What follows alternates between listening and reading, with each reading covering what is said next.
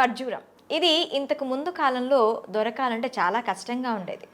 ఎండు ఖర్జూరాలని ఎక్కువగా వాడుతూ ఉండేవారు. అయితే ఈ మధ్య కాలంలో ఈ ఖర్జూరం అనేది చాలా విరివిగా దొరుకుతుంది.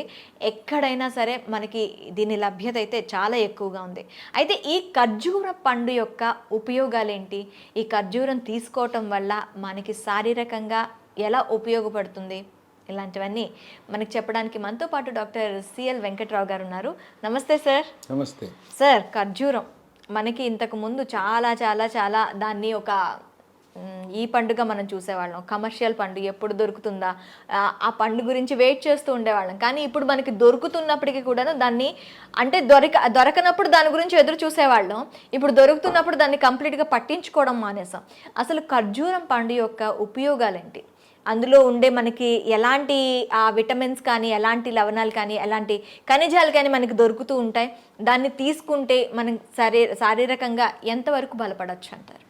నేను చిన్నతనంలో ఖర్జూర పండ్లు అనేది ఎప్పుడు పడితే అప్పుడు దొరికేవి కాదు. రంజాన్ పండుగ వచ్చినప్పుడు ఖర్జూర పండ్లు వచ్చాయి.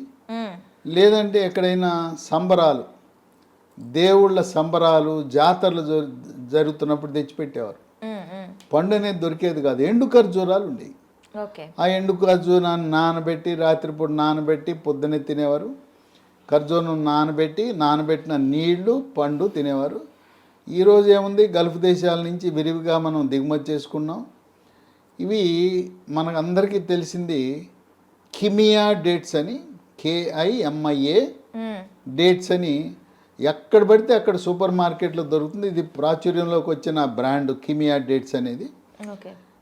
ఈ రోజున ఎండు ఖర్జూరానికి నానబెట్టుకునే దానికంటే ఇంకో కొత్త ఉపయోగాన్ని ఈరోజు శాస్త్రజ్ఞులు కనుగొన్నారు. ఏంటి కొత్త ఉపయోగం అంటే, మనం రోజువారీ వాడే తెల్లగా ఉండే షుగరు, చక్కెర, దీన్ని తయారు చేసే ప్రక్రియలో దాంట్లోకి 55 రసాయనాలు ఉంటాయి దాంట్లో.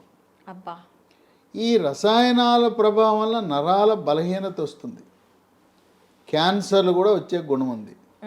కనుక మనకి తెల్లటి చక్కెర మంచిది కాదు. దాంట్లోనే గోధుమ రంగు ఉంటుంది, కంటసారి చక్కెర అంటారు. కొంతలో కొంత మేలు. అయ్యా మేము ఇన్నాళ్ళు తెలుసో తెలవకో షుగర్ వాడాం. దానికి ప్రత్యామ్నాయం ఏంటంటే, మీరు బెల్లం కొంతలో కొంత మేలు, చెరుకు బెల్లం. దానికంటే కూడా తాటి బెల్లం నంబర్ 1. మన తెలుగు రాష్ట్రాల్లో తయారు చేసే తాటి బెల్లం కంటే కూడా కోయంబత్తూరులో తయారు చేసే తాటి బెల్లం వాళ్ళ అంతర్జాతీయ ప్రమాణాలతో తయారు చేస్తారు. దేశమంతా చాలా విస్తృత ప్రచారం పొందింది కోయంబత్తూర్ తాటి బెల్లం. మనం అమెజాన్లో ఆర్డర్ పెడితే కోయంబత్తూర్ పామ్ PALM జాగరి అని ఆర్డర్ పెడితే వచ్చేస్తుంది మన ఇంటికి. ఈ కోయంబత్తూర్ తాటి బెల్లం చక్కెర కంటే చాలా మేలు. పాలల్లో కానీ, కాఫీలో కానీ, టీలో కానీ, స్వీట్లు తయారు చేసుకోవడానికి, అంటే షుగరు, ఈ పంచదారకి ప్రత్యామ్నాయంగా మనం తాటి బెల్లం కానీ నార్మల్ బెల్లం కానీ యూజ్ చేయడం అనేది మంచిది. ఇప్పుడు ఈ ఎండు ఖర్జూరం పొడిని చక్కెరకి ప్రత్యామ్నాయంగా పాలల్లో, కాఫీలో, టీలో కూడా వేసుకోవచ్చు. ఇదేం చేయాలంటే, పొడి తీసుకుని ఒక 2 స్పూన్లు, 1 స్పూన్ మన అవసరాన్ని బట్టి, పిల్లలకు కానీ పెద్దవాళ్ళు కానీ, మన వాళ్ళు పాలంటే ఒక గిద్దెడు పాలు, ఒక 50 ml కొద్దిగా తాగుతారు. పాల వల్ల ప్రయోజనం కలగాలంటే మనిషికి, పిల్లవాళ్ళు పెద్దవాళ్ళు రోజుకి 1/2 లీటర్ పాలు తాగాలి. పొద్దున్నే 1/2 లీటరు, రాత్రి భోజనం చేసిన తర్వాత పడుకోవటానికి 1 గంట ముందు 1/2 లీటర్ పాలు. మీరేదో పాలు తాగుతున్నామని మన వాళ్ళు చేసే పని ఏంటంటే, పొదుపు పథకంలో 1/2 లీటర్ పాలు కొంటారు. దాంట్లో ఇంట్లో 10 మంది ఉంటారు. పొద్దున రాత్రికి 1/2 లీటర్, 1 ప్యాకెట్ పాలు. అది కాదు చేయవలసింది. మనిషికి 1/2 లీటర్ వాడండి, మీ ఇంట్లో అనారోగ్యం ప్రవేశించదు. పిల్లలు పెద్దవాళ్ళు అందరూ కూడా. ఈ పాలల్లో కూడా చిన్న చిట్కా, పాలు కాగిన తర్వాత చిటికెడు పసుపు, చిటికెడు మిరియాల పొడి, ఆ 2 వేసి ఈ మనకు అనారోగ్యాన్ని ప్రసాదించే నరాల బలహీనత, క్యాన్సర్ని కలగజేసే షుగర్ని అసలు మనం కొనద్దు. కొనకుండా ఈ ఎండు ఖర్జూరము పొడి వేసుకుని 2 పూట్ల తాగితే బ్రహ్మాండంగా ఉపయోగపడుతుంది. ఈ ఎండు ఖర్జూరంలో మనకి అనేక రకమైన ఖర్జూరంలో ఉండే ఖనిజ లవణాలు, విటమిన్లు మన సొంతం అవుతాయి. ఓకే. ఈ ఎండు ఖర్జూరాన్ని ప్రోటీన్ పవర్ హౌస్ అంటారు. అంటే చాలా నాణ్యమైన మాంసకృత్తులు దీంట్లో ఉంటాయి. ఓకే. పీచు పదార్థం కూడా అందుబాటులో ఉంటుంది. విటమిన్లు vitamin A, vitamin B, vitamin C ఉంటాయి. ఖనిజ లవణాలు కాల్షియం, ఫాస్ఫరస్, ఐరన్, మెగ్నీషియం కూడా ఉంటాయి. ఇది ఇంటిలో పిల్లలు, పెద్దవాళ్ళు, గర్భిణీ స్త్రీలు, బాలింతలు అందరూ కూడా వాడాలి. మనకి రంజాన్ సీజన్లో వాళ్ళు పగలంతా ఏమి తీసుకోరు. అవును. వాళ్ళు ఉపవాసం చేస్తారు. చంద్రుడు కనపడిన తర్వాత వాళ్ళు ఉపవాస దీక్ష విరమించేటప్పుడు వాళ్ళు ఉపయోగించే వస్తువు ఏంటంటే దానిమ్మ గింజలు, ఖర్జూరం వాడతారు. ఖర్జూరము ఒక సాంప్రదాయము, ఆచార వ్యవహారము, దైవభక్తి కాదు. ముస్లిం పెద్దలు దానిమ్మ గింజల్లో ఆరోగ్య ప్రయోజనాలు ఉన్నాయి, ఖర్జూరం పండులో ఆరోగ్య ప్రయోజనాలు ఉన్నాయి. వాళ్ళు మాక్సిమం ప్రతి దీంట్లో కూడాను ఖర్జూరం అనేది వాళ్ళకి మ్యాండేటరీ అండి, ప్రతి దీంట్లో కూడా. అట్లాగే ఖర్జూరము పండుతో అనేక రకాల స్వీట్లు చేస్తారు. శుభ అశుభ కార్యక్రమాల్లో ముస్లిం సామాజిక వర్గంలో ఖర్జూర వినియోగం ఎక్కువ. అట్లాగే రంజాన్ సందర్భంగా ఇఫ్తార్ విందిస్తారు. ఇఫ్తార్ విందులో కూడా వాళ్ళు ఖర్జూరంతో చేసిన స్వీట్లు, ఖర్జూరం పండ్లు, దానిమ్మ గింజలు ఇవన్నీ కూడా వచ్చిన అతిథులకు కూడా వాళ్ళు వీటిని అందించడం అనేది ఒక విశేషం. ఓకే. ఖర్జూర వినియోగం వల్ల 10 రకాల ఆరోగ్య ప్రయోజనాలు ఉన్నాయి.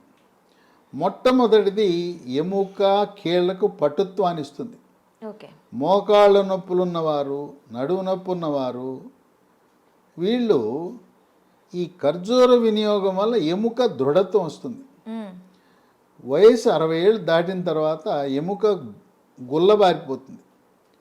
నడుస్తూ ఉండగానే దెబ్బ తగలకుండా తుంటి ఎముక ఇరిగిపోతుంది. ఆ విధంగా జరగకుండా ఎముక దృఢత్వాన్ని కాపాడి నొప్పులు, కాళ్ళ నొప్పులు, కీళ్ళ నొప్పులు, నడుము నొప్పి, కండరాల నొప్పులు తగ్గిస్తుంది. 2 రోగ నిరోధక శక్తిని పెంచుతుంది. ఇవి తింటే కోవిడ్ మహమ్మారి మన శరీరంలో ప్రవేశించదు, ప్రవేశించినా కూడా నిర్వీర్యమైపోతుంది. ఓకే. 3 ఎక్కువగా ఇమ్యూనిటీ బూస్ట్ అనేది దీంతో వస్తుంది. ఖర్జూరం అంటేనే ఇమ్యూనిటీ బూస్టర్. క్యాన్సర్ను నివారిస్తుంది. ముఖ్యంగా పెద్దపేగు క్యాన్సరు, మలాశయం క్యాన్సర్ను కూడా నివారించే గుణం ఉంది. 4 పిల్లల గురించి తల్లిదండ్రులు ఆందోళన చెందుతారు.